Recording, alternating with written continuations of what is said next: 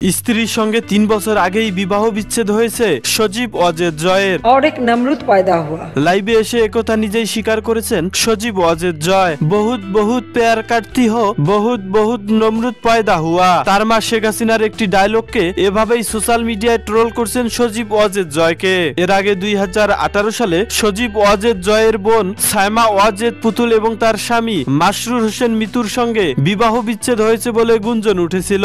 জয় 26 October 2002 সালে মার্কিন নাগরিক ক্রিস্টিন ওভারমায়ারকে বিয়ে করেন। কিন্তু জয় নাকি অতিরিক্ত মদ্যপান করতেন, উন্মাদ থাকতেন এবং নারীদের প্রতি বিশেষ আকর্ষণ কাজ করত।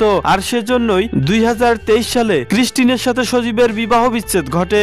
যদিও বিচ্ছেদ হয়েছিল 2020 সালের শেষের দিকে। তাদের একটি কন্যা সন্তান রয়েছে। তাদের কন্যা সন্তানের নাম সোফিয়া ওয়াজেদ। সজীব ওয়াজেদ জয়কে সাবেক প্রধানমন্ত্রী শেখ হাসিনার তথ্য ও যোগাযোগ প্রযুক্তি ICT